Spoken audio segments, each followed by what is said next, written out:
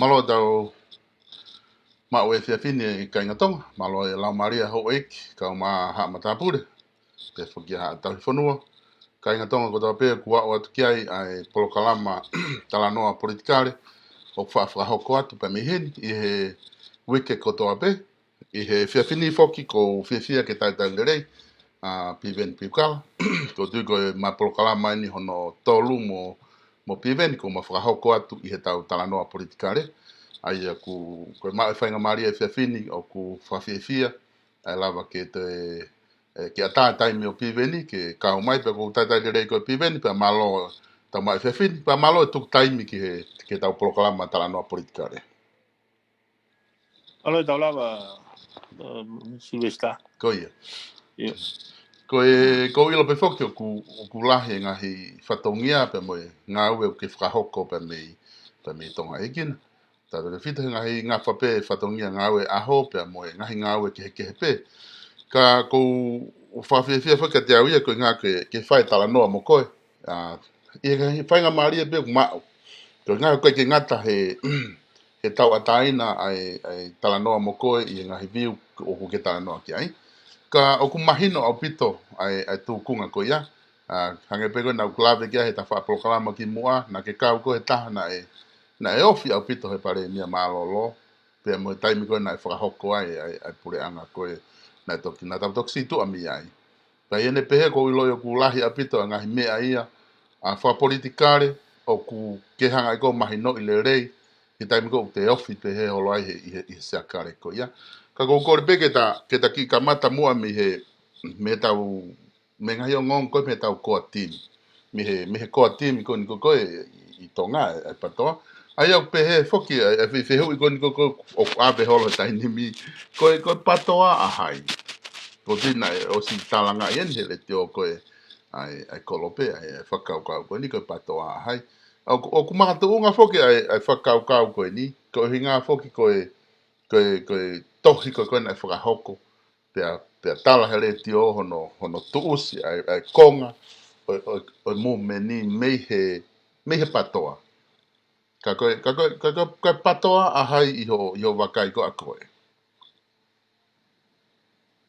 Malo pito Silvestapa kore pe ke hufanga he whatapu Ka Koe, tupe ke o tau taina pe whakaukau. koe, Ia au ia ke au ia i whatatau ko whehui. Ko anga e whakaukau ko patoa ko mea ia kakai. me kakai. Ko ke pehe ke na ebe ki lawe ki moa i ngahi i whaike ki moa. Koe, Ko patoa ia ko ke hano palm tree o nei.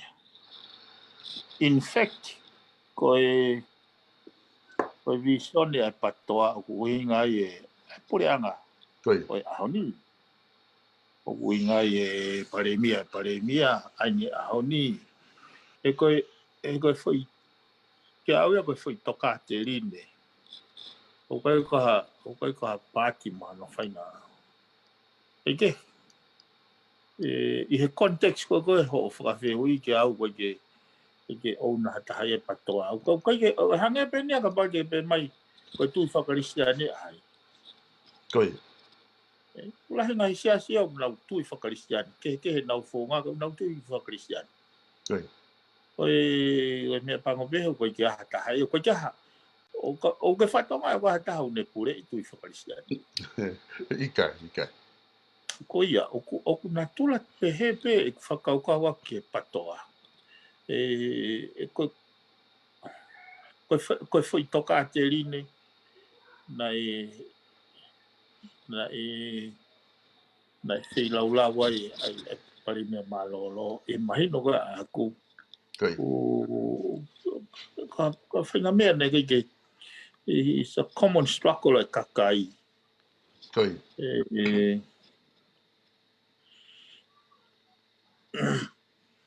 Ka kai ke utui o ku ai o kai ke utui kai ke ka hange ko parau ko ki albete tau wako tu peo o mau e ma whakaluku fua across the board koe, ka kai ke utui o ku ai hasino pe ko hataha e nanga pure ai e whitoka te rine koe koe patoa.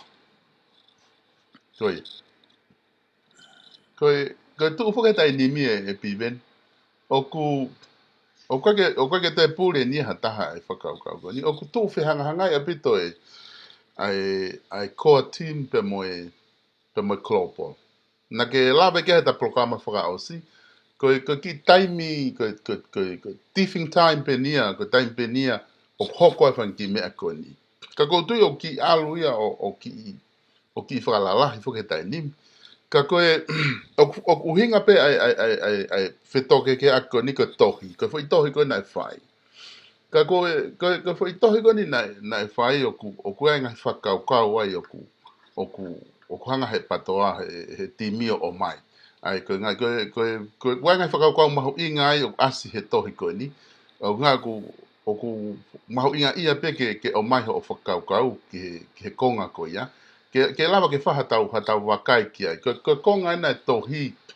Na nauhanga o mai e ngahi whakaukau koe ni. Koe whakatuu. Koe ngahi mea mahu inga e ni. I whakaino hino koe ai pare mea malolo tapu moia. Koe ke whakatuu ha pāti. Na ui koe patoa. Po koe pāti o tumotua ngā wha. Pe koe whika ua na talanoa na tō. Na o mai me manifesto. ko mape folau ia o pati. Pe kai ke ngata ai na ai le mo viso ne. Pe a fika whaka o si lena na utala mai lewa he core team. Ko loto o kakai o kai ke whakatau ki ha koloa ka aku whaulu ia ke mama mo ilo. Ko fai konga ko mahu inga ia ina talawe taua ke konga hono wha he ta program wha o si. Pea mo i konga pehe viso ne, ka te tatoki lawe anai ki he kakano o viso ne, ai a koi te tatoki lawe ki ai he hiriang e te talanoa konga koe ni. Ka koe konga ko whaamu ke eke atu ka koe, ka konga ko talanoa ki he manifesto.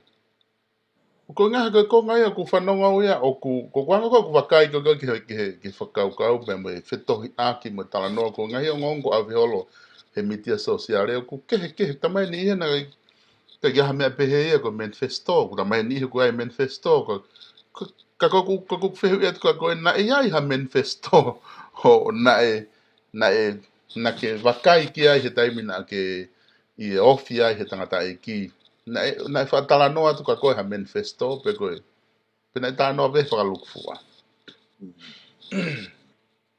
Io.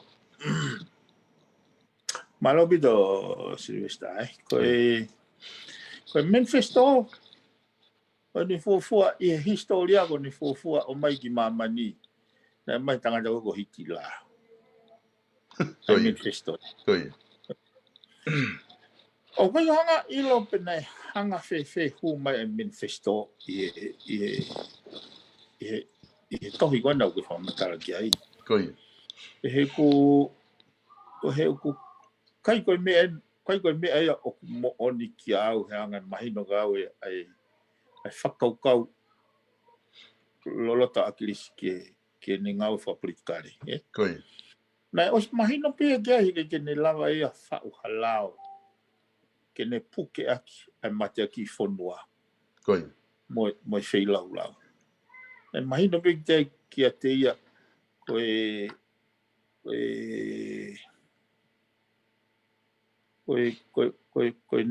ni ngā wea nei loloto i he wheilau lau. Koe mea koe whainga commitment ia koe ia ia matu o mai aho i he ngahi i tataki. Ei koe anga i whakaukau peni. E ngahi iwi, e ngahi iwi o ku iwi whakatoka a te rine whakalotu, whakamolare. Nengi ke o koe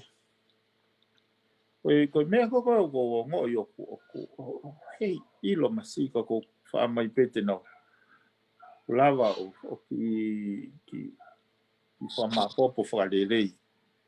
Keu kai ke koe sound koe tohi au hange ni o nau pure i kakai. Angai nau whakaukau me nau angai nau. Ka koe pehe koe nai ai pāti e patoa koe timi mo no manifesto ke mui at ki ai. Kai ke pui pehe e Silvestre whatatau pe ki ke ne ngahi tala laku whakaosi e. Koe ne tohi tatau ke kakai. Aho koe ki mua pepekia. Na ne kore ke o mai ai pepa ke tohi ai ne ki tohi ke kakai. Koe mena i talanoa ina i talanoa pe ia i he nane koe COVID-19 e mai vi sone.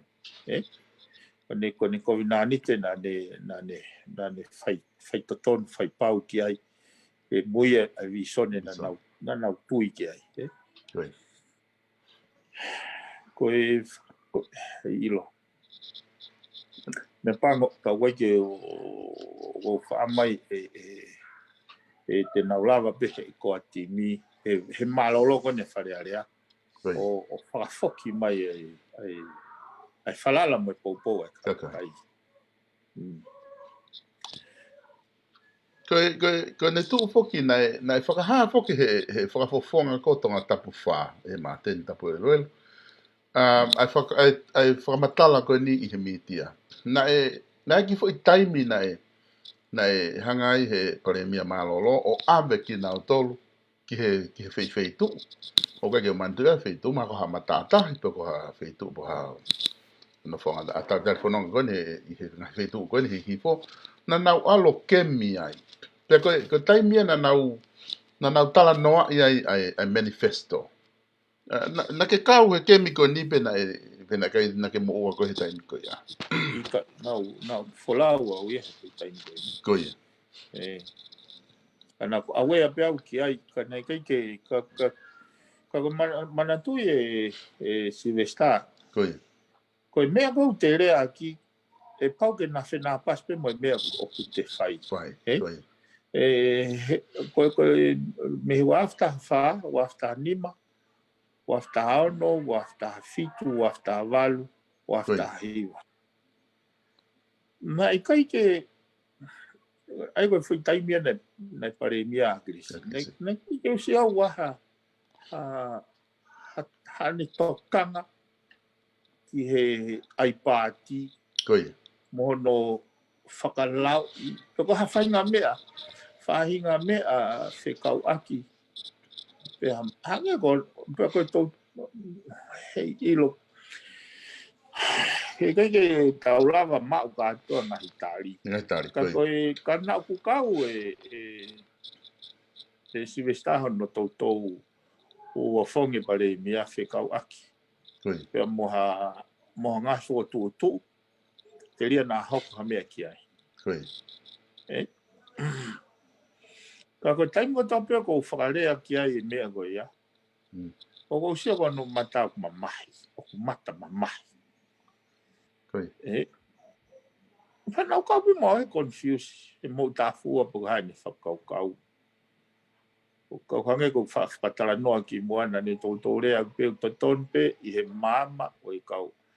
Kia au ne kai ke, nei mahino ka te au nei kai ke ne loto ke ne hanga o whotu tu. Ke to o fua pe he kakai e nau whapapa ki ai.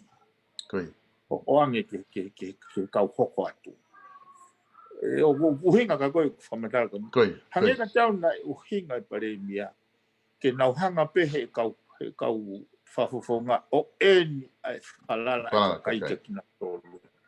ko O rather than ke pehe une hanga o ke he nei koe ne mata mamahiba ni pehe.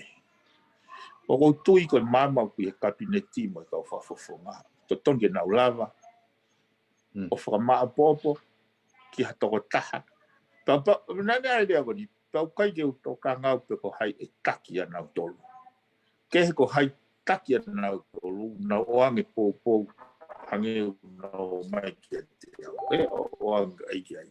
ko Nani te rea pe ia ni whalala ki a misi.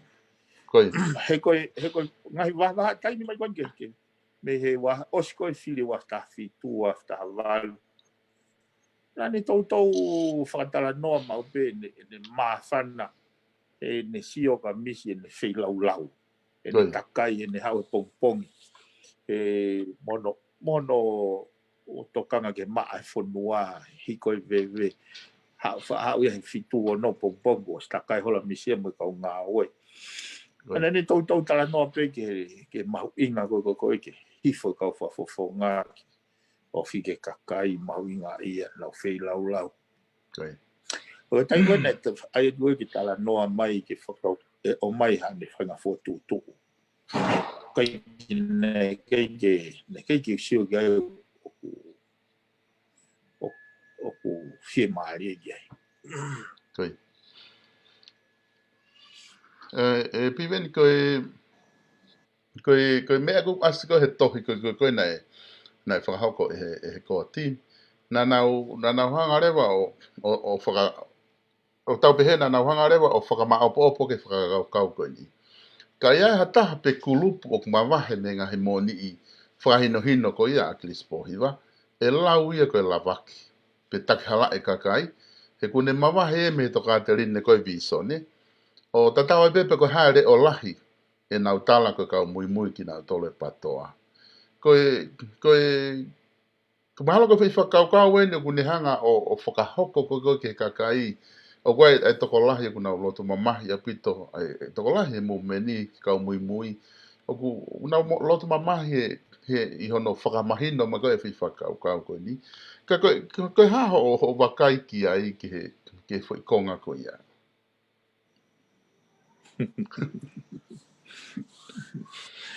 Ia, oe. Ono moni ko whakamea pango ia pia koe. Koe anga ia ai whakarea he koa timi e tohi. Tohi. Koe ke whakapau e au.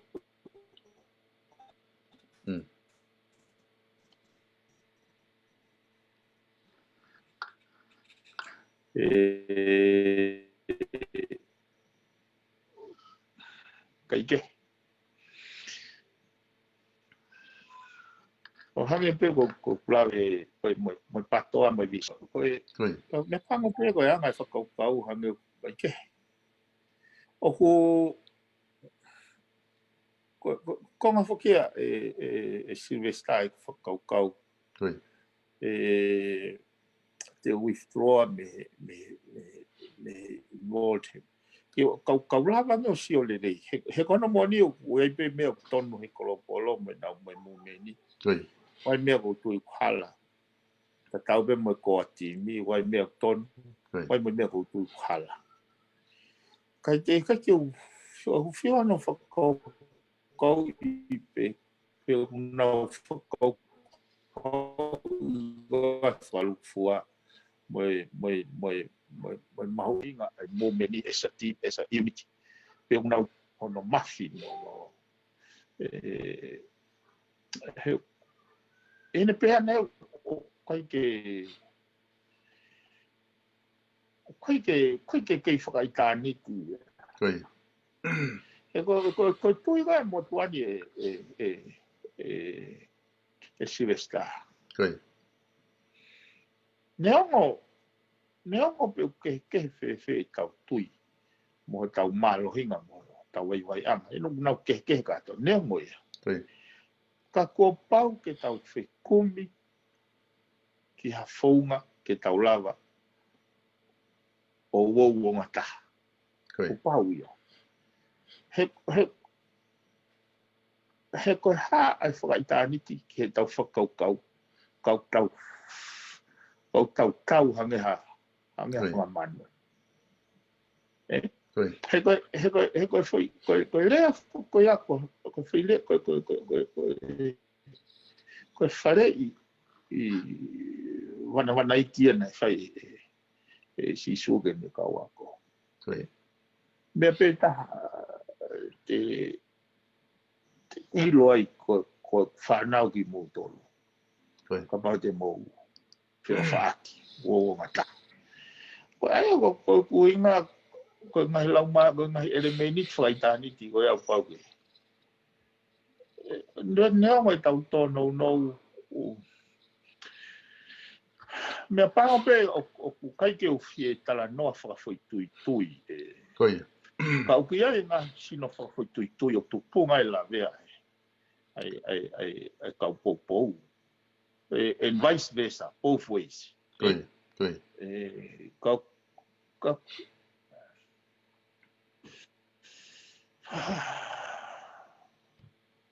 Painga tāpe ke tau kiki voi hano teke ha whainga te stoi tui ma koe toka te rine. Ka pau koe oku mo vete pe. Oko whakahalaki au ia ai koti mi pa mo tohi koe nai. Mo tohi, koe. Kai taimpe tau pe neongo e whakahalaki tohi pa mo koti mi. Koe ke utui au ke tāparasia mo veo ke timi. Ta ko whakatonoki au ia ai ngau e klopolo mo ofa ke he niti. Ai ko ke niti. E ko uongo I mau peau o whontapua ki o kuloto mo kulau maari. sio hake ki motua ne te la Cisco ni whamalo hake koropolo. Toko ni whakapaanga. Toko ngai whakamore ko nio ku lau mano pe. Toki au ko whei lau ia e 6 star. E 6 star. Kau kai ke hanga to ma whei lau. E taimta tau pe o ko ongo e apito e hanga he koropolo o whole o hostage. Angi ha ai ko timi e. Ultim ransom angi wa mea. Aya o sang ko ya ko patei ko ko sia tau ke foi ivi mo ngau e lahi e malava ka pau na unu whakata. Tau o tau o ngoi pe o se lua pe ko timi se lua ma kau pou. He ka wanga pe na lau ko ki mua na whakau pe sa TV process. Ka wanga pe lau. E me lau ko ala tuka ke yori. I mean, tau ke kakano pe neo mai tau whenga tau wha ke hanga hivi whaka intanit wha lau maari ke hange tau stapolo. Kau ke kakano pe tau ke ongo i pe tau ke impeki pe o mea. O silava ni futau i taha. Te gai pe ke lava. Ka kono moni ko yango ki hoko ai to ke ko ni he foi sino peta. He kamata anga. E to ke he mo fa fonga atonga tafa.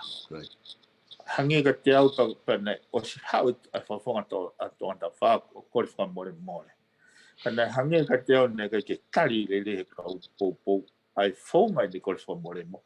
Ko fa more mo e kakano di ko fa. Aia, ihe ne pehe rewa, ko nau tau fusi nau tō ria. He ko hau tonu hau halaro. Koe kai loto me tia me wha more. I hono teke o ngā oi koe ni.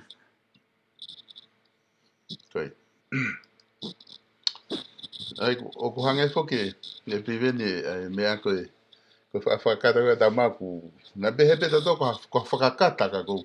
Ka ko ala te mea nia kulere ni tuia, o si atua tuku atu, mo whakamato ato, pia ku alu atu e ni he tae ori, Alu ki he tae ori. Ka sai behe koe haa koe, koe, na ke whaala whako ki mua he whakau koe ni, ke oua tu ua pepe, kai oua lewa e, kai ke whakasio whakalere i pepe ko hai ni ihu na loto na toki whai motu ua pepe mo mea. Ka koe whi whakau e ni o ko whemau ke uki eke toa ngeho ke anga hau wakai.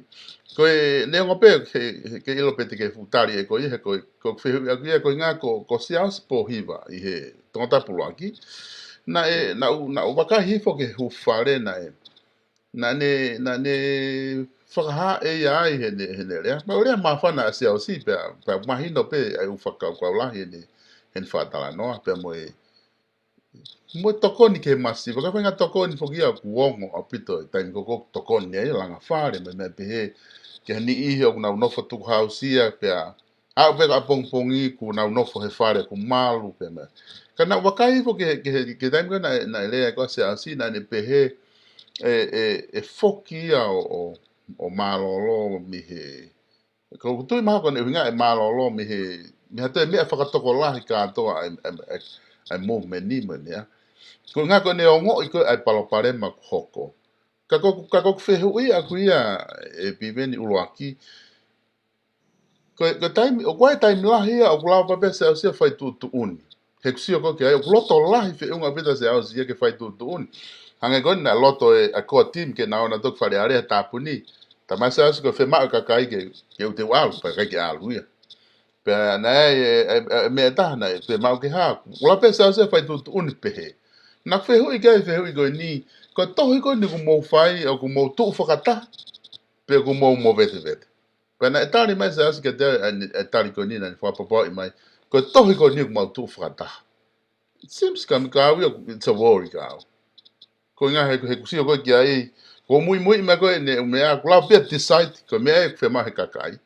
Ka ha mai foi tohi pa e ke o ki ai.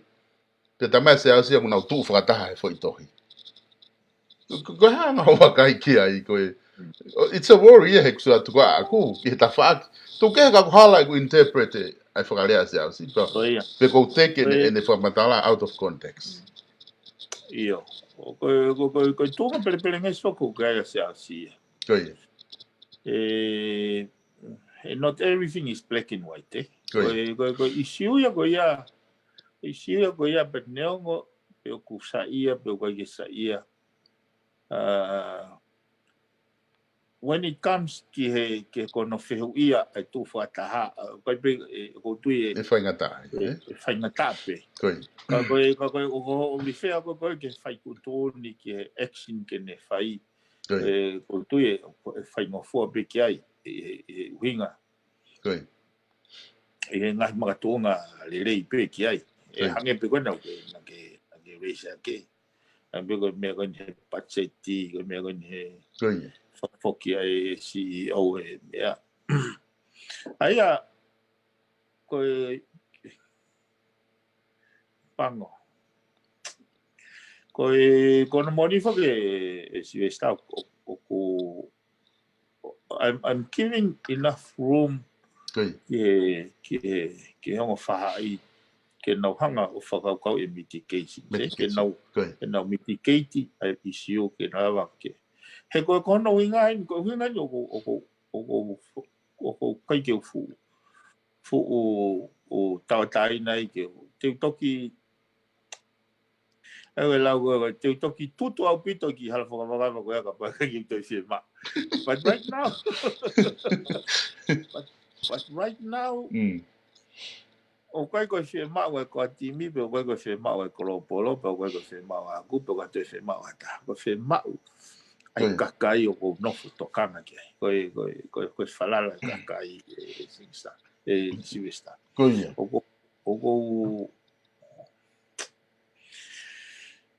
o fai ngo fu ma pe fo ke ko vi ko le le ko me fu nga tata o loto nge pe o ya me se ko fa amo ko uhi ko visione mo se la la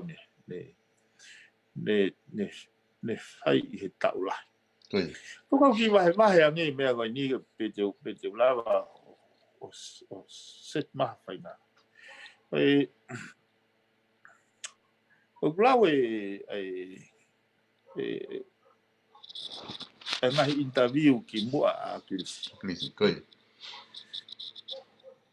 ka ko ki mo gai na aku eke ka kilisi ai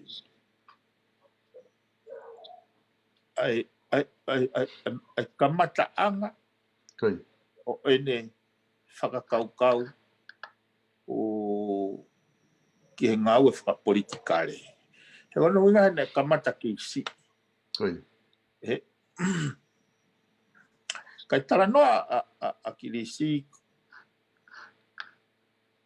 ne talanoa mai he ngahi mea nei whi ao moia he taimna ke yako ai pe mo taimna e whai yako ai. Ka koe mea nei kamata ai talanoa he walu taha ene ke whai yako i mea. Nei ai kaukalake toko tolu. Nei tūtoni he ātitake whakamālolo. Nei ki ai kalake ai mei kolomotua. Pako e nei huatu he whaikawa i kolomotua. Tala noa ia ai mea. Neo pako kau ia ngahi tala noa ia o aho. Pako tala noa i koe apa ni hangarewa ia o reisi hake. Oku koe nei hanga he pare mia o aho ko ia. Ai koe okay. Koe soko koe fai tala noa i o pehena pehena. Hanga he kau kanga ke o advance na wahe. E fui ke ua. Kanau tokotong he foi wahe ko kanau tokotong he foi wahe hoko. Pe mauia he atita pe whekau reo ke nau ke whamalolo i nau sai. Ka koe nai mau e akilisia e foi whakamatala whalala anga na e whaipehe ai paremia aho koia. Na ne advance ia e ne wahenga kana e ose laulau mahi na e te ke totongi. Ana sio akilisia koe foi situation tatau. Panihanga ia o race he kawatonga koia na e whaipehe pe mo paremia. Ka ko fe ai taha avi ke lao fe taha ko ia ai na ni ko kamata anga ia ni hanga ko ai ko talanoa ko agrisi na hanga lewa he motua he he kalapu ko ia ta ia kia ai fu se puni o hukawa or something of that sort pani hanga lewa whaka ilo ia ki he ka polisi pana ta lewa ni tikite ko citizens ai ko citizens pe moi ngari ko ai ko ha me ko ni anga tu ke tu i hangi ai pe ko pure anga o tanga nei alwa tai ki fare hopo o ku ta etang he polisi pe ko fe hane loya kange he agise ke ya ne loya na ko ye pe loya tange pe agisi fa ia ni polisi ne pe ang ton ya lo kuma loya ko case ko ni ku serious pero tango na uia hopo fa hoko mai me fa mau ha ko fa mau fa hoko mai tamai ko ha case ke tali ko ke ata ko ka takin hanga ilo ipo ko ha ma tunga toki ilo e ki mui ta ko na ala te ka polisi ko ka fa te tolo ko me pure anga o ilo mi fale panga mo oni pe akilisi ana hanga le watu kuang e pe he akilisi he taimi go ya na ne ilo go me go ni na o hoko ki mua lolo tonga hoko pe a hoko pa ne ilo le vai go ngau ko visiona ko ni ke ne tau i ai totonu ai kakai whakalupua. He o nane pehe ko hame o apply e lao, hame o tūria e talake maulalo. Ka wai ke whahame e ke paremia. Ai uhinga pehe a krisi, wai ke apply lao ke tako toa pio tatau. O whatatau ke koni sutoni.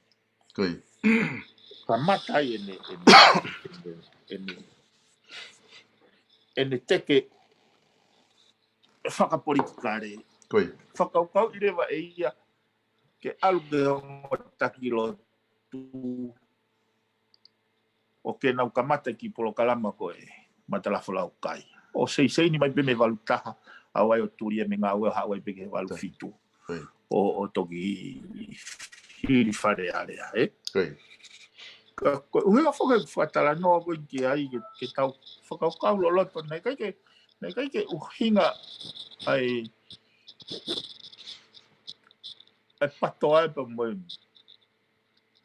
mo me ni ko whainga toka te rine mama o mei tongani mo tau atakai ko pe ko me muli ka koe ngahi i siu whakamolare na pe akilisi ahu ko ia mahu inga ke whakatoka ngai kina o toki tāna katoa mai pe o mea ke he pe ki ai kau tuka hanga o refer ke ange Finga whatanoa pe ke tau whinga tau whaawhio whiange ke make sense o mea kon tau whai.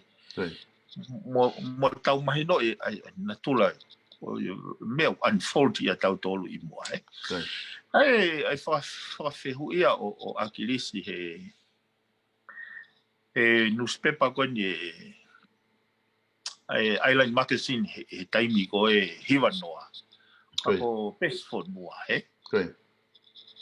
ko foi fei ka ha pe o la wat ko nga ko te pe ma ke fanonga ka kai ke nau ilo elito elito o vi sone na matunga no teke mo me ka pure anga ke ne provide pure anga ne provide equal opportunity ke ta ko to pe ai ko fei ko ha what is your interpretation of the term democracy? Ko ha o fatonlea ke foi lea ko demokalati. Ko pe ha pe do you believe in full democracy?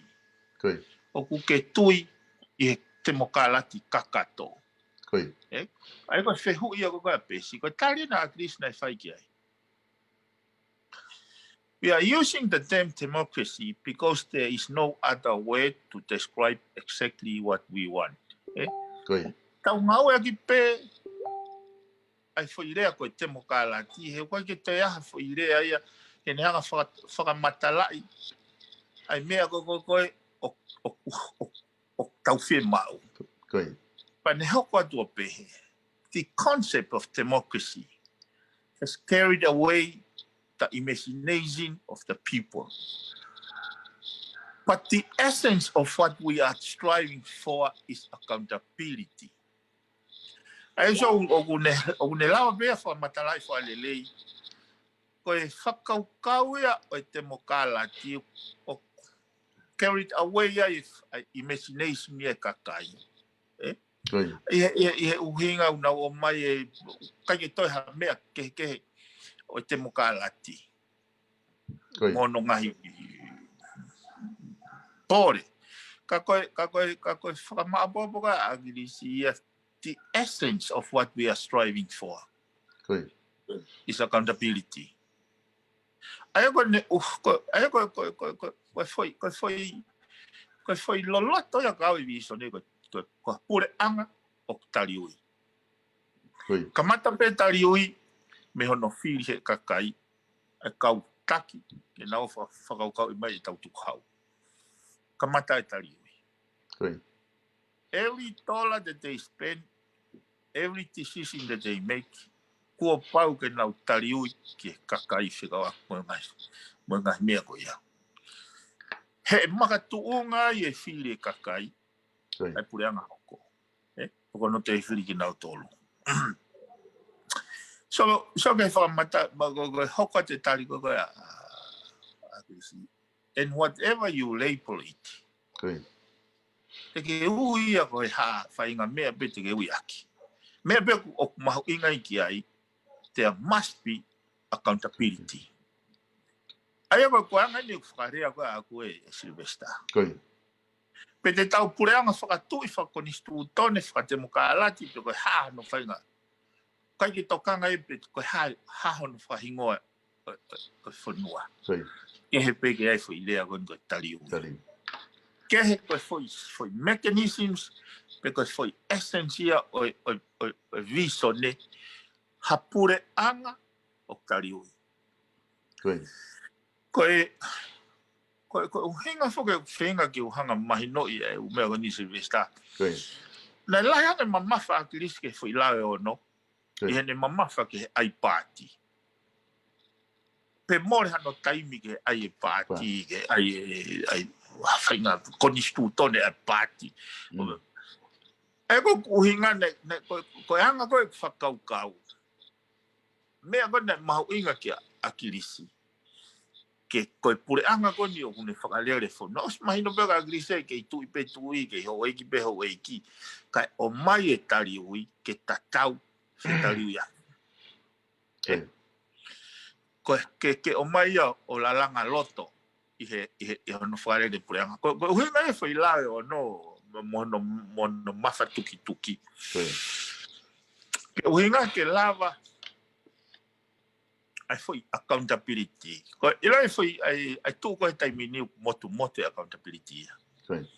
O ko ai foi sino hange o tua. Ko ia mafai pe ko hatoi me te ala ki ai. foi sino con lui ko sense la ko lo sense la Great. au ne fotu pe ko ia une hanga o control ai from Mau. ma city seri Great. so no mau ni Sylvester Great. ko hanga he konistu tonea o mai foi kupu ke ne hanga ia hiki tamagoni o maalunga he tui maalunga he farearea maalunga he kabineti maalunga he ia maalunga he fa mau anga itself Great. o kostu tu ni ia ka ko foi lao ko ia foi lao ko na ai ko anga fakau ko fakatariu mo fakapoto Great. ko me ia na ton ke oange ke ka fa mau in order of seniority ke tau atai na nau whakahoko nau whatongia without pressure pe me ha whahinga class tua whahinga club tua whahinga sino kai lava ke nau whaito ton so oku vana pola kau whakamau ia ke ngai pressure me tua me ngai mawhai maalunga o kawa ipi mo tama ko ni kai ke ka ko hinga fo ke fatano so ke hoko ke whakalea ko ia grisi ene tari ko he foi fehu ko if there is accountability then there must be check and balance I don't care too much about democracy but I speak about democracy because democracy is the only system that could bring about accountability. Aya ko uhinga tau pehepe da tol ko uhinga pe ai tau tano da to hete mokalati. Kene o mai e foi whakau accountability. Good. Ko foi essential. So o hoko tene tari o pehe. If there is accountability, then we won't have to talk about democracy. Uhinga. Aya ko uhinga aku ia man ilo eku ki feo mai go mo lis. Hanga ina ki hanga ki se paki ba mo ina fio. Now I've seen him weeping. Tangi. Hene ongoi o kai mahi no he tui. Ene mea o ne hanga ko tau kawe. Na o ngoi au pito. Ai foi time na ne o ata ni foto tu ke wipa kai ke respond. Ka ko hana hangen en alpa no loi mata ka ko ni swata no me ki au he au ko ia. Pe hangi mai ilo mai tui. Ai rito me o uhinga I fai na o kai. Ko whakau ka akirisi hei ko historia hei kai loia. Kana o ni ko ni whakau. Kanga ko uksio. Nei kai ke whakau ia ke kai ke tu ia ko ni erito ke liu e whanua. Ko tau whanua ke te mokalati. Ko ku tu ia aku ko erito ko ene whakakau. Ke accountable kautaki. O whakatatau ki whakaamua tupo uraki e tamal fitnima. Ko lau mahari ea konistu utoni nai fotu e tupo uraki. He koe ngahe nai pehe e tupo uraki he ne malanga koe. I he aho koe, he tau koe nai fotu e konistu utoni. Ko hoku loto nai hoko koe lao. Koe tūtūni koe mea nai whai. Tai pūre ia, naka ki te aha mea, hai huinga ka ne mawai mawhai pūre. Ka ne toi o mai ha konistu utoni, ke whakaongongo ke konistu utoni. Ko hano oinga, he nai behe tu pōraki. Ka oku mama mai ki a te au, koe kuongai whakapōri, kuongai wauta. E ahoni, konga fo no mama ko pau ko nistu to ne ni ke ne tataki ka no pure fonua ya ka moia muy ki ai ai ko foi accountability na na feinga a tu po ulo ki ne hanga o establish ne ai tohia ki moi mea mahalo ko tohia kun salote na mention ai mea mention ai mea na awea pe tu po ulo ki o te gai ka kato e reform na ne fe mau ki mua be malolo pena ne awea pe ia na ne osna ina i pe ia e to hanga pe he ho e ki o whakafoki pe ai whanua ke mea goi ki mua hena jeke ka kato o ko useo ko na tula te tau pe mo mea goi ni ai vi soni mo whakaukau akirisi so ko ne malolo pe o wharewa he ho e ki o swing peki ai whakaukau ia ka koe kuanga e mama ai ne tranoa gai atu po uloa ki o loloto ai check and balance loloto ai accountability koe kuanga ne fa poli tau te foki da doli ki ai o fatonga i behanga gono te o mai ai customary law mo unga fa fonua wanga ni ko wa foi anga te la ko ngai futau la ya lo tonga ma ko na la ko ai palpare mai ho ko ai he fa na tula pia ka pau e fuse la ma kona ko stali liliu ke tau alwe te ke a mo a kanta polo ange ai mea ka tau ke la ko tau la pai me mau me mau ai palpare ko halo ta fa na tula pia Piveni ko o maho inga maari e whamatala ko ke whahoko i e whakaukau koe na mahe pare mea malolo. Na ke ne talanoa koe he wango fulutupuna ke whok. Ka pau e malawa pe e whaunga i he tainimi o mai accountability. Ko ke te whia mau ia ke tau te liriu ke te mokalati. Koe whakaukau o ke pehe ka pau e lava ka pau ko o si mariu e tau sistemi e tau tai nimi o tariui e kau taki ki he kakai. O kuke whakaukau nei o te fumahu inga ke tau te whenga ke te mokalati o whakatatau mo mea nei uhinga ke ai pare mia malolo pe o kuwhia mau pe ia ke tariui e toku mau pe tariui ha tau te mokalati.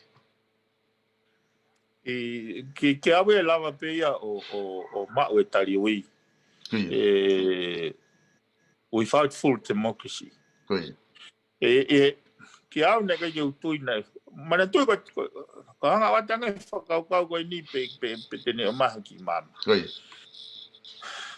Ko no operationalize pe te mokalati.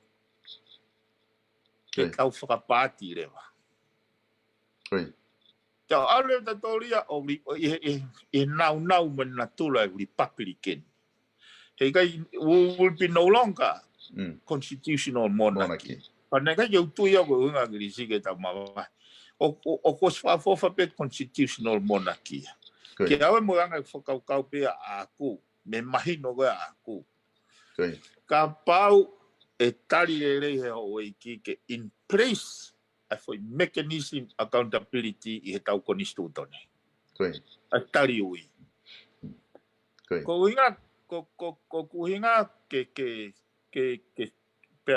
pe ngau ai rule of law apply ke all level fe level te tau hei kai ke te mahu inga ai full democracy ka pau e whakawhewheka o hange koe mea koe tau sio ai e tātau hei kai te lava tahaya o ta off ai tahi o kua. Ko whakase sere ia ka pau ne whakokau e ni hanga ta off e tahi o kua. ko whakaamu ko tui ko whaamu agresi. Hena ke mantuga agresi na tautuki ilo hawe tako ko ni hao pa nai me whare ko ia. Me ho iki. Ke tolonga whare ko ia. Ko pau ke tahanga whate system ke oa iai hatou tangata te nau aloha ke o loto mamai. He koe whahino ia historia. Pana ke hanga whakamana tui e rea atu pou ni ma. Na e whai ngofua ki ai e ne tari e liriu. Koe ui koe ne ako i Europe. Koe uhenga i ne urifea koe ai e he kune ako ai i he whingai atakai mo e wheitu. Na e riu kawa i e hatui. Te kika hatu ia e malohi he kakai he ngai whunua koe. Koe uhinga ia whakaukau a Britania ke nau hanga teke e nau hou, e nau tui o tuku. Ke apau ia he politics o whakalangi, ke ne mau e ngia i tui. Pe au e rea, pe au e lau gai, au e whihalaki ha mea pe lau gai kakai. He ku whakanatula ia. Koe ka mea ea ke pehe kua tahalo to kovi po ka taha mausia. Ke whihalaki ha mea patai rea kia. Mea beo whakanatula.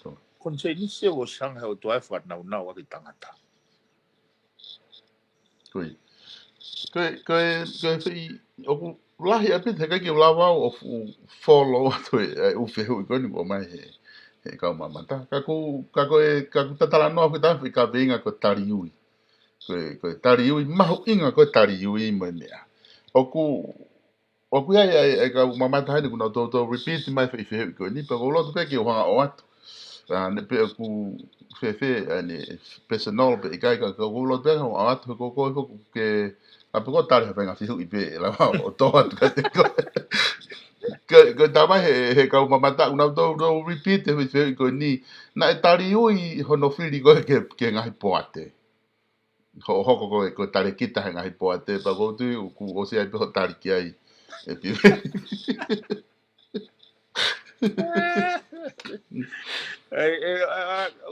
O bahari e whaki. E wawanya te whiri pare mea hane whare i toi talamai pe tari ui. Si me está. Ko Trump, ko na ofe fine pe whare i ai. Kia, mo. Tika ke koe tau whatong ratora ko ha isi ue Amerika. Ko ngai mama Amerika. Koe.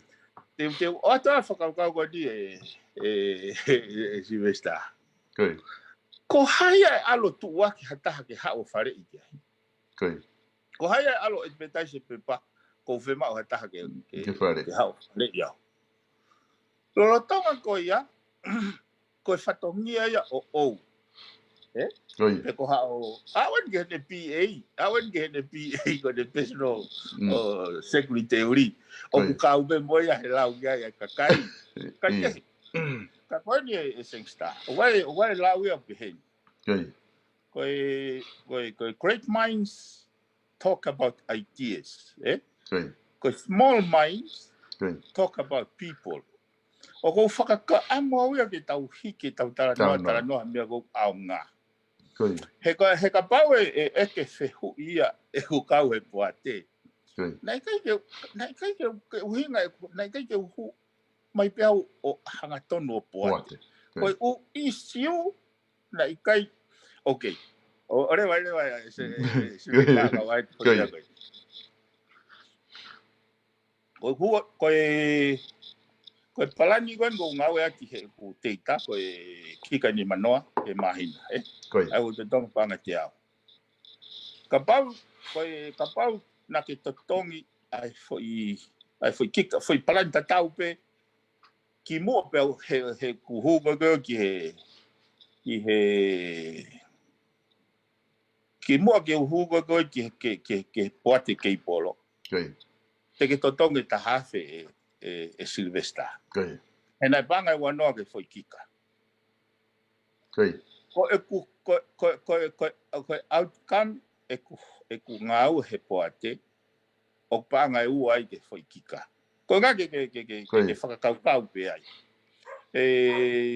ko fe me au kutari ui. He kono uinga ni Silvesta. Nai mahino ngahi Palapalema i ngahi Puate koini. Ko uinga a hono fili au ki ai ko tau kei. Pena e tiriwa ai ngahi au putia ko kau kai ke u kai kai ke. Kapau tau pehe. Nai totor ke malolo. Ko se ui o kulere ke kakai. Ko tari ui foki. Ke fai ho tu uni. Ko kakai tene mau e benefitio le rei ho tu uni. Ko hinga ia system of accountability. Aia tau pehe. Firi he kakai ai paremia. Ka firi he paremia ene kau ngā ue. Kai ngoe kai ai ke lava he kau ngā ue o tiriwa ai service ke kakai. Ka hanga rewa he kakai o tukuaki rewa ai paremia. Pa koe firi hoko, kai rewa ke nau te firi. Ko tari ui ako o talanoa ke koe sisteme. He kapau koe hanga nasi kai ngā whakau ke tau fihia pera toi tau moho. Te ke tau au me tātou konga mea kai ke tau kai ka tau moho. Koe whakalere koe Piveni ke whai he taini me hoko atu. Ku alpe whai taimi ko tau meiti sema. Tau ka hao rewa whai whiri ai. Pene ongo whoke ai lahi koe talanoa ki he pāti koe kakai koe ai au koe whaka. Pea moe whanki pāti ke. Ka kono mo oni whako o te ki ai ke whiri he kakai ia ha whafofonga whare area. A toi pāti ke he mehe patoa. Ko tu koe a whare area oska tau ririu wafihonga fulu. Ko patoa pe tahana nau os malangai ki kakai e nau timi. Pea whiri ai, e toko lahi ai. Whiri ai ni ihi ai, pea toa ni ihi. Ko upāti koe na toki whotu upe au ke pāti koe ni upulawe pāti a kakai. Na nau toki mawahe me patoa whotu. O te kai ke tesi ia he mea fua. Pe e whiri maha kakai ki loto pe kai. Ka kone ongo e tau longo aholo koe ni. Koe patoa pe taha o kui ai hono kau. Kua una tolo au ki whare area. Hono kau me mipa. Aina e take pare mia koe ni ko marolo. Toko uhinga kwhia mao ai koe ke whai mo whai ha whakalerei. Na ke lawe koe kia nena. Ia kwhia mao. O kwhia mao rewa ia ke sionge ko hai. O solo muia se au sia na tamai se au. Holo muia au ka mo whakalerei. Te hele uhinga.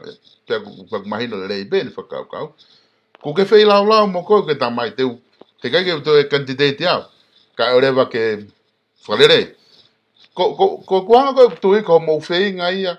Ke kamata rewa whai mo whai process koe whakalerei. Ko tu koe tai nimi o tō e pe ka whafofonga ni i. Pato pe me koa timi, me klopolo. Ko hai e holo mui. Ko hai o ton ke holo mui tai nimi. Ka whai mo whai me whakalerei. O ngaha ku. Ko te mana ki pe, ko mana ko koe. Pa ke o holo mui koe, o kai pe ke hoko atu pe ia. Se o te holo mui atu mo se au sia, tamai se au, te alpe o ngau e toko taha pe ke kuahenga. Kai whai mo whai whakarerei, na ko ia. O kai pe. Ai ku hao mo ai he tu tai nimi. O ku ai pe taha. Ai ko tu tai nimi ton ke tolu. E holo mui e kolopolo. Pe holo mui a kotim. Pe holo mui a maten. Ko ngai hingo ia hui he kakai ke holo mui. Ko whe e holo mui. Ko ai holo mui tai nimi. O se holo mui ko mo se aus. Kia au ia ko me pango pe te ka te oa te whakau moni e Silvesta. Koi.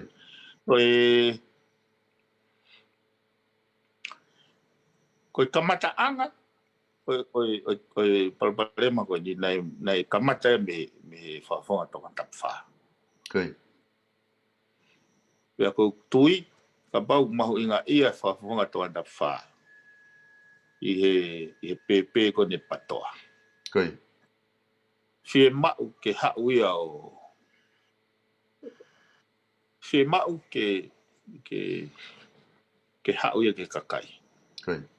O ai whamamahu I pe mo tala tutuoni mo kolokola tu. Ke mau ia ke hau ia ke kakai. Fe mau ke hau o kore whamore more ke kakai. He kohono mo ni he kapau hei kai ia.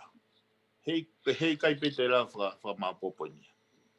So o hoko ene whawhiwhika ke te lawe ai mo ke te ohofi. Kai o ngā lawe. Ke te ohofi he kau popo ia. Ka mo sea kua timi. Mo ngā ki mo kau me mi pake. Ko ngā koe kai koe ke solo wa whi isiu ia. Ko hono mo ni o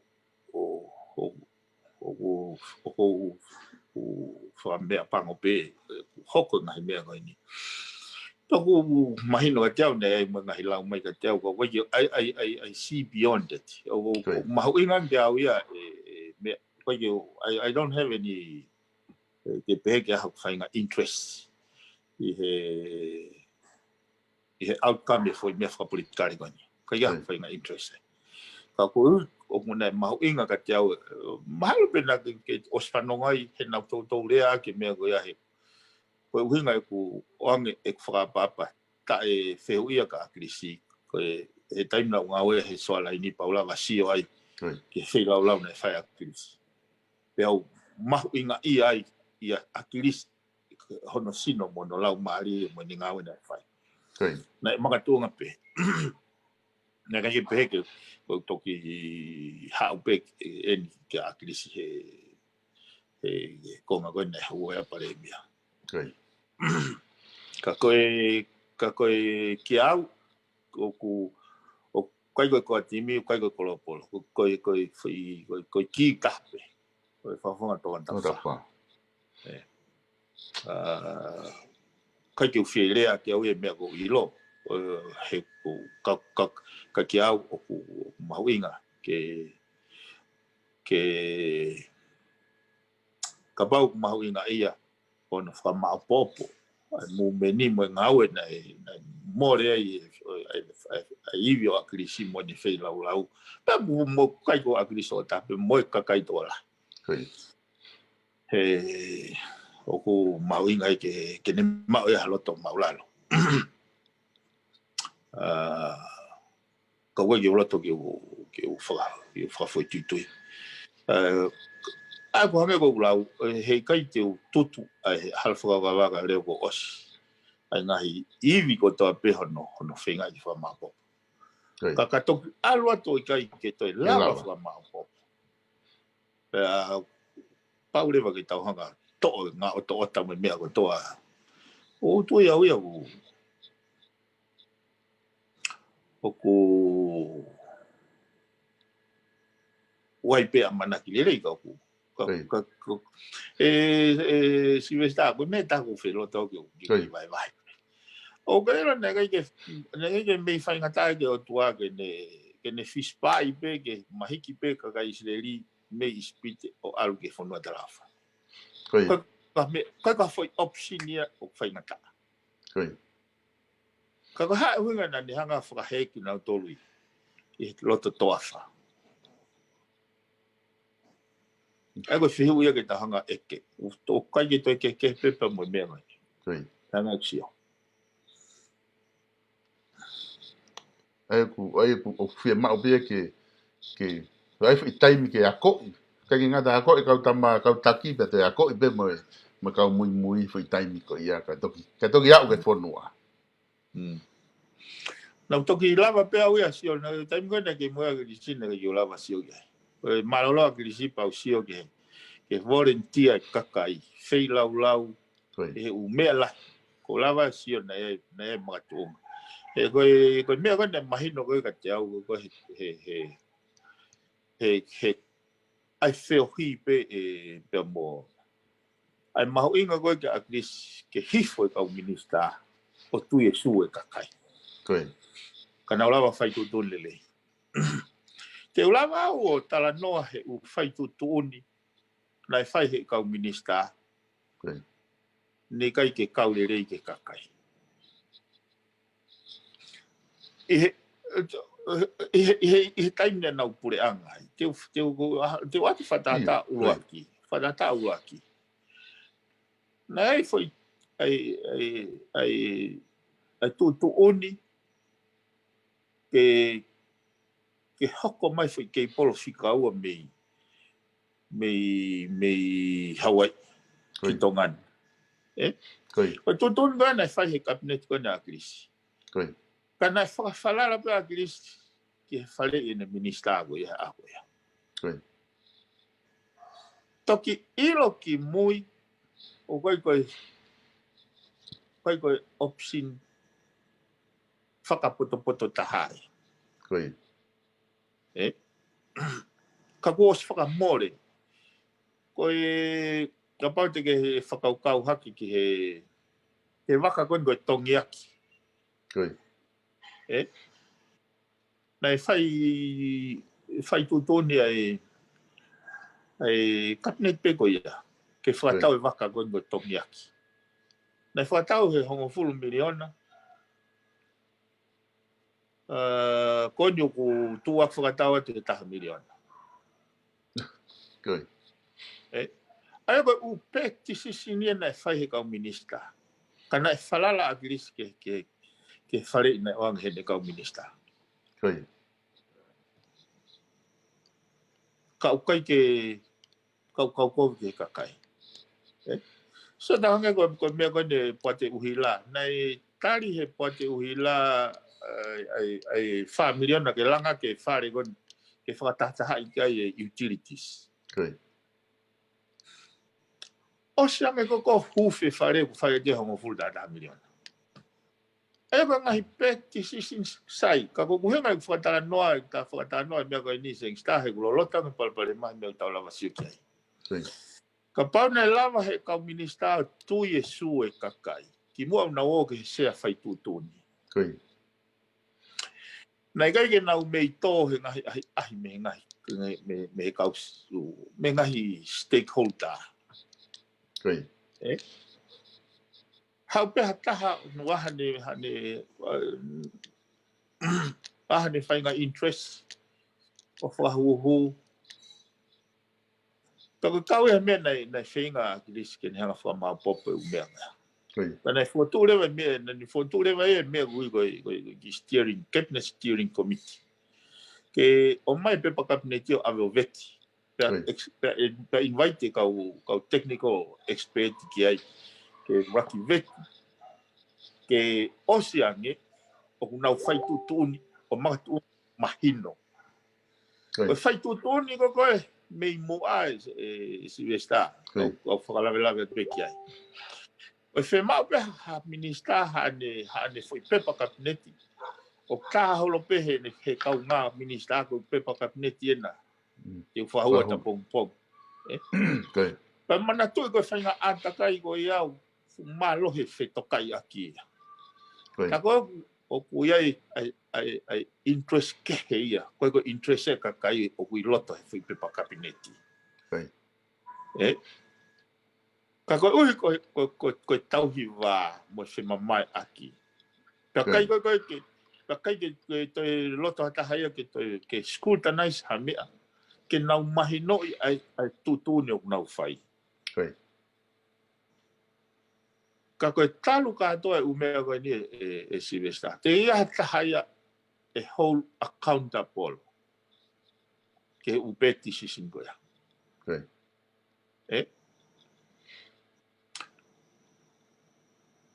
So tau si o peta tau hanga koe asika.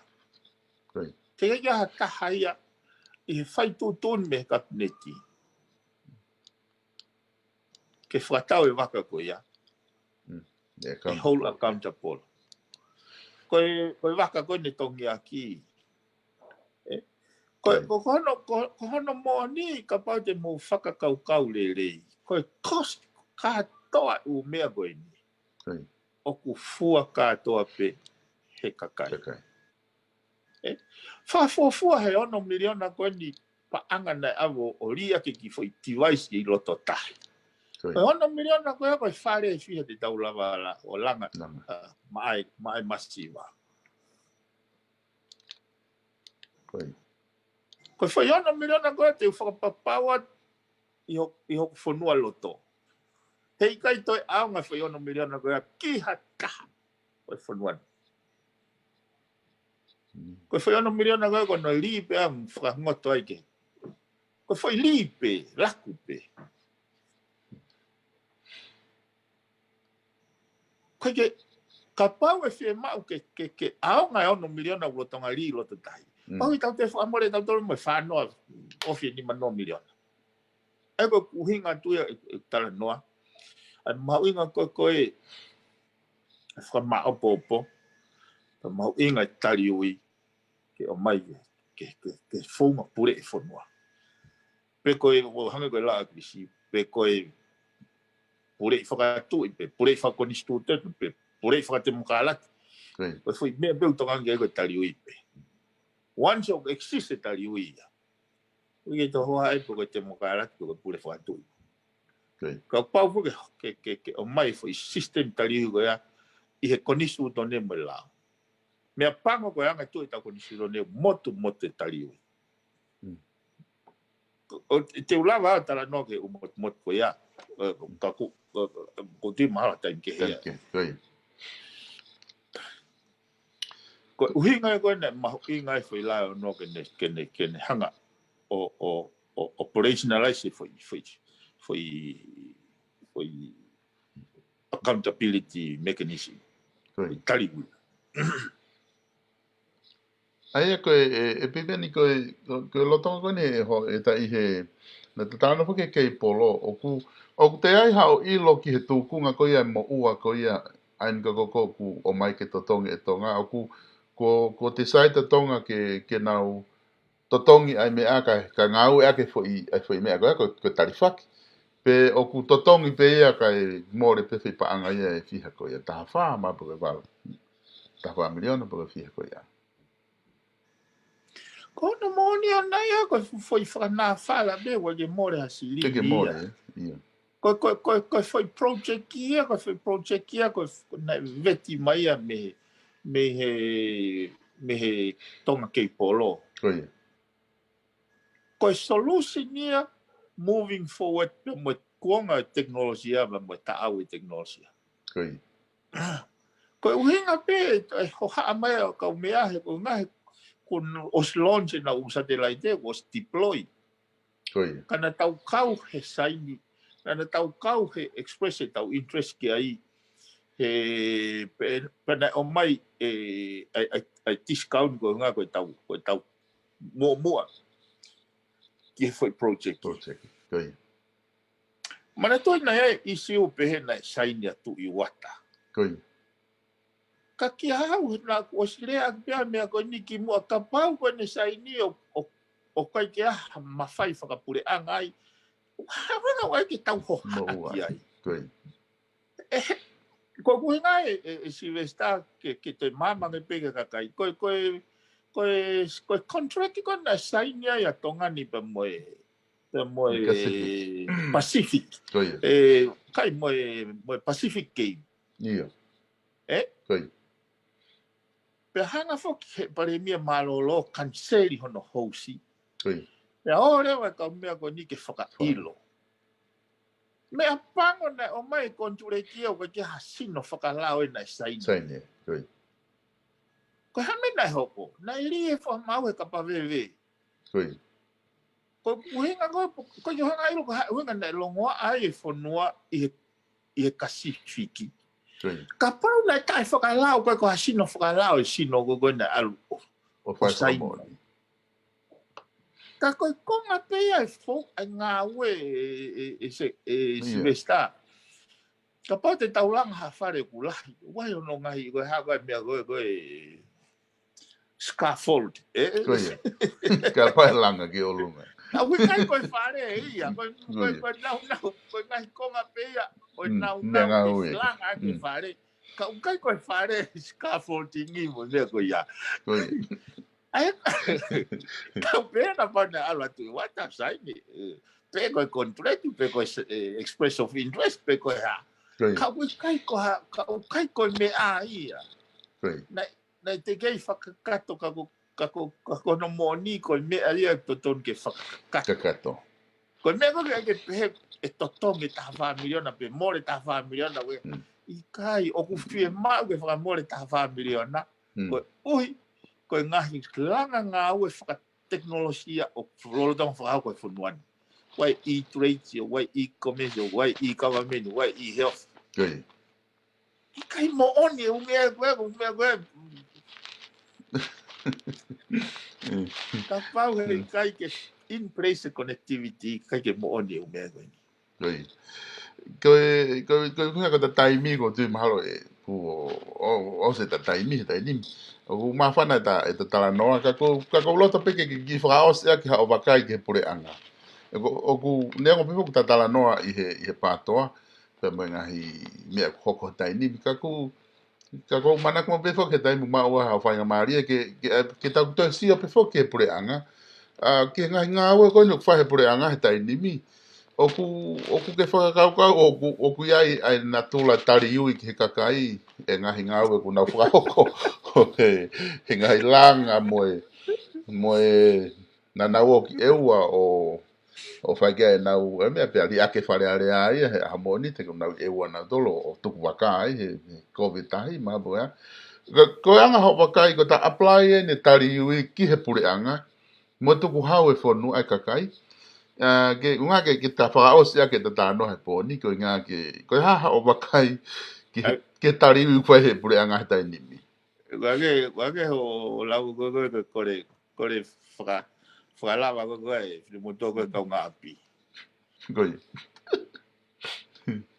kore mai fai ke mai foi me fa ke fra lava ke mau haka ko fo no be haka ko inga ko tata ke si lai da no ai pa que trabalha ko ke fra lava o sea que ta programa ko pre tu kwa te okay a parte da te programa ta pouco ka no foi isi o na o que to que e ko fu haka ka to o mahalo o sai ke ta toki bakai ta fa maria ke ta talanoa ata pe ke ta ki no fu mo he pure anga o ke ki bakai yang e fa ko fa dongia fa he pure anga ko nga me he taimi ko na pure anga ai mahal ko sta ta ni ke ki wakai yang anga tonga na tariu I ba nga ngau ko na fa hoko ke fai pe si o me ai ko o si ka kai me ta fa ko o ku no se no to ke la ko os fare te au na langa ta ni me nga langa fa ko nga apia ko ku la api to nga me ke ko tanu hala ku lere moia mo ha fu nga ngau ko ni na fai ka ma inga pe ke o mai mo wakai me ta fa ko ke si ot ke na nga we pe ku hatu nga ko ki ai. O lahi o mea ia Silvestre. O lahi mo ulao. Mo ulao ia ku o ki au o kai tunga ka programa. Ka foi programa hoko. Ko fu haka kakato ia. O kai ko. Ia. Piveni o dai ha mea te ke te fie whakaosi aki kata mawa ka vai he fini ko nga kata toki hoko atu ha. Ka to e whakasio I beha foi taimi ki ta to e hoko atu ai. Kai ko tu ia ko se unga pe ai isi ko na ski race ke ka ko tu pe ma inga pe fa to ta no e ki isi ke ma a credit mama he ko no moni e Silvestre ko tau feta kai ko ni and I said it before ko fu waka tape ko ni ngoto wai te pe ke ngoto pe o mere mo pe ai fai ko pe ko fai ko tau mere mo ka to mahuinga ke tauhanga o whakaukau ere ai haranga whaunga pure anga mo haranga pure anga koe uhi koe tau whanau I he kahau koe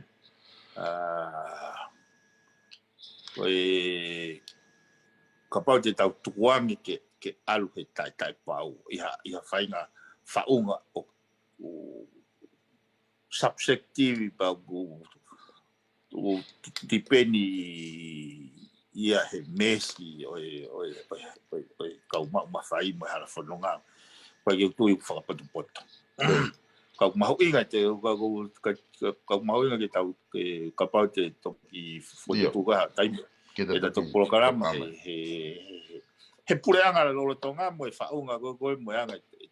Ai mea koe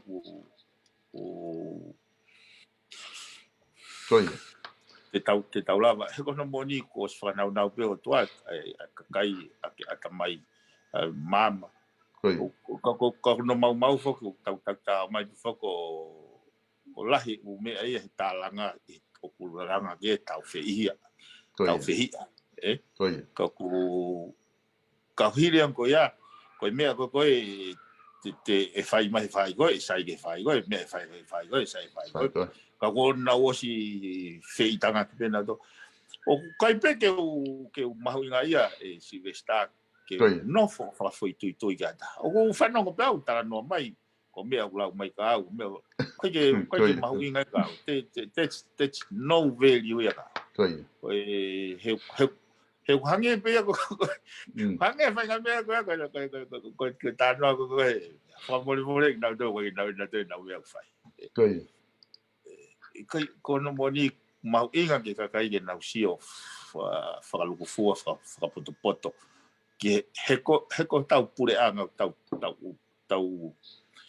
tau mateki katoa pe tau whaam katoa pe ko haola kure rei pure anga tari ui hao no hinga ko ngā ke ue malaki hatoko ta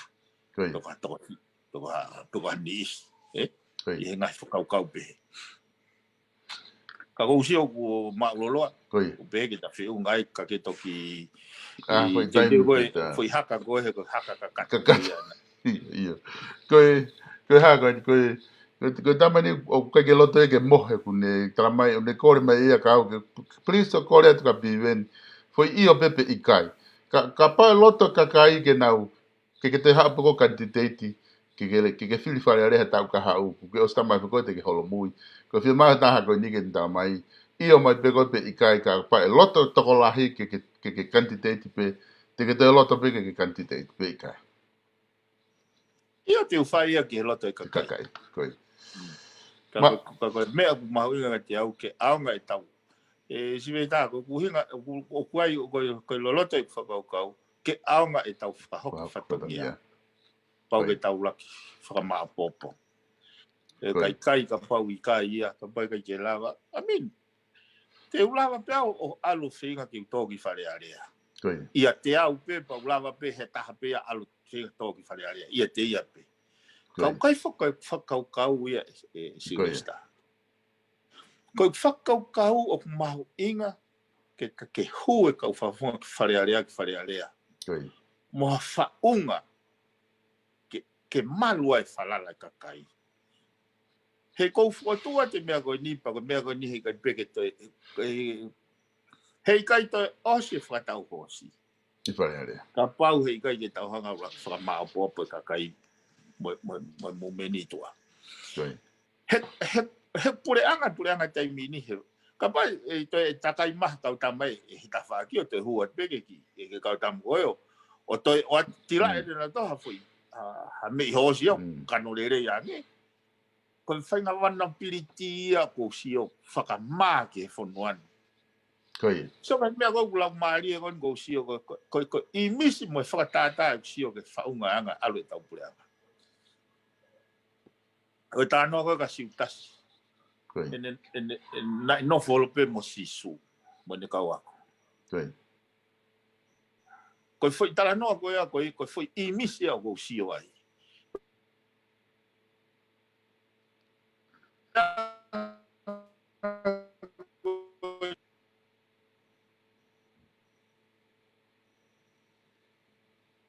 Ko whainga tu uia e o ngoi he kakai malua nau whanau ke kahau. Ko wheu I begi he kakai. Ko se sta ko ose maka I telefone. Mahalo sai ke ta wheu ngai he poni e Piveni ko na ku ose maka pa ko malo apito e mao e whainga maari e pe malo e whakatanoa le rei he poni ke ngai issue whe mao ke whamala ala ka ko tui te whainga pe ke te whetu take atu hata te pokalama waveni mai pe ke ta ki si wakai ange ai ngau e pure anga ke ta ki me no foi ko nga ke I ho wakai tawa tai na ko me ta fa ko ke nga hitari u ko fe ma ke fa si o ki ai ko te foi deli hai pe ka kai ma o apito e ma foi amari io kata o fa to piven ko ki fa ho ko fangi tua ke ka sponsor na o fa pa anga ai ka ta ngongon ke fa o se ki to fa ma vai pa ma ka ke pouria io o fa fa malo atu ke kainga ko to pe como la malava mai o mamata e ta por kala mai fin malo apito homo mamata mai ke por kala ma ko ni o ku fa hoko atu pe mi he vipon media fa malo la he atu I ta fe a mai I fo I me ho ai ne ua ai por kala ma ko ni pe mo Piveni Piukala e te fai be ta por kala ma va te anamisa tu ha por kala ke lava ke fa hoko pe mo Piveni kata o ki kolosmo ke ngai tu waki ko ni Ko tau pehe South Pacific Loans, bagaimana tu level ko sita lek tu baui pe mai kau tahana o e whakamaui aia o iloa ko South Pacific Loans. Ko kau taha ni ko lau tau e nau toko ni a tau kainga tonga mo Pasifiki loto Aukalani Nuusila. Oua na ke tuku ke fuwhainga tā ia, mo lo me kina koe e ngahi mo ua mo e pila kehe. Lorotonga e tau whewha uhi mo COVID-19. He ko osi whakanau ka kato a South Pacific Loans ke nau toko ni koe. Iha whahinga taimi pe, oku ke whia mao sēniti ai. Ke hau ka venga whawhamiri, ka venga he lotu, whia mao sēniti ke abiki tonga. Pea koe hāpe hao whia mao sēniti, whakawawe. Koe South Pacific Loans, pea tene lava, ke ne toko ni koe. Ka oki kai ke tui mai, pea ke to rewa ho telefoni. O ke taila ai fika o I whakamaui, noa walu ngeau, walu, hiwa walu. Pete ke au tono mai pe ki mau ofisi. I he fika ua o Cavendish Drive I Manukau. Pe ko ofisi I he whetaulaki anga o Mount Wellington Highway, pe mo Penrose Road I Mount Wellington. South Pacific Loans, I he noa walu ngeau, walu, hiwa walu. Koe e ongongolere e nia ki loto Aotearoa. Kainga tonga, ka pau uku ke whakaukau ke whetongi a hao melere aki ha melere fo o e kuonga. Koe chimana wholesale orders o loto o tahuhu, ai kaudaha melere ko fuola tau e nau toko ni ho tau kainga Pasifiki o ta tawa I be koe hatu unga o ke iai. Aia e ne whaka ofa e nau melere fo o pe te maa o whiunga mo tau wivi whapanga. Koe chimana wholesalers o loto o tahuhu e maotoa e veni 4-wheel drive. Kehe wau ki he tau wafi o wanoa. Veni whamiri se avalu, se hongfulu mo se tahaua. Peka lau ki he mau ka oua, whaka of atua menere. Whatonga iang e mau klasi veni manakoa ki he whamiri koe mahintra tau wafi o wanoa. Oku se afitu, alu ki whale lotu pe kakaha mo unga ka me koe laulo taha honoanga. Peseti pe ono point hiwani mai interest ke totongi whafoke. To orewa ho telefoni o ke rea mai ki he noa walungeau wha ono ua taha. Pete ke au tono mai pe ki he whika ua walu o e Atkinson Avenue o loto o tahuhu. Chimana wholesale orders I he noa walungeau wha ono ua taha. Beautiful Tonga o ke lere mawhana I pe e program a ahi.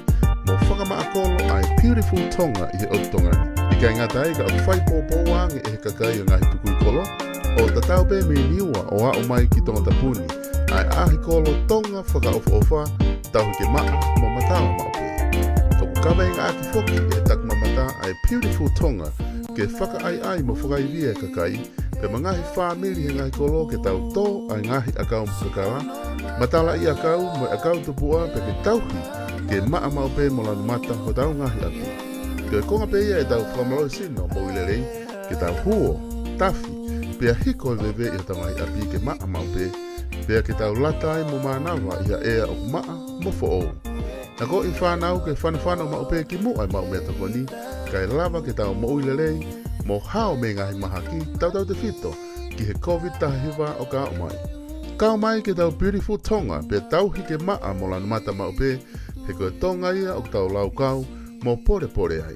Beautiful Tonga o ku atu eni I hangalelei ai Tonga Tourism.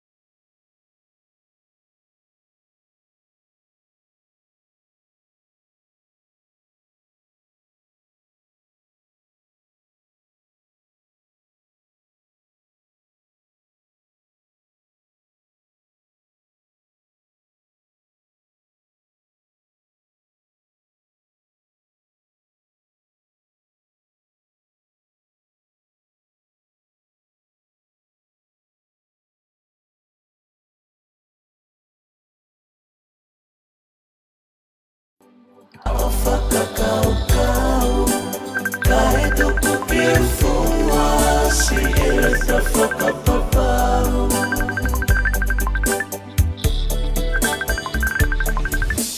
I sa whakapohe me a mamahi Mohe pea te ofo o asimai Ata oku ikai Koi hulu e mana tumai Ifo ke mate itahi Peko hafu ulo maki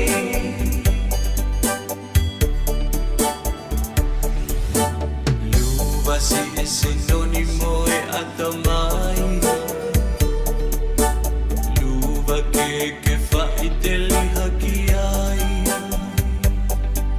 Peli au kitahi Peko hafu ulo bai Kai si inonga ita ahine holoto mamahi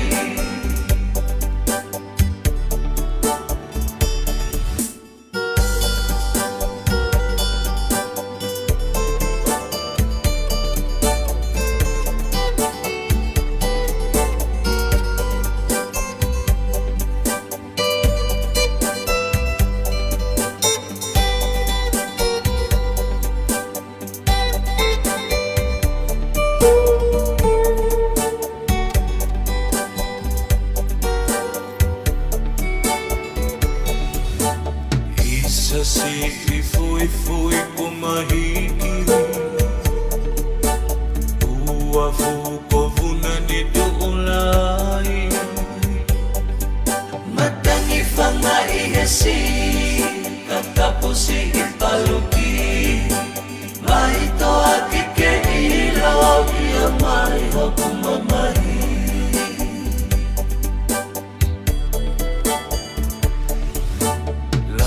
Si ete ofa kisi ofofona Tawafu hange hauha hokulo imata Lea ai halatoa Hengi mafuayata Lea ai polota pili Sone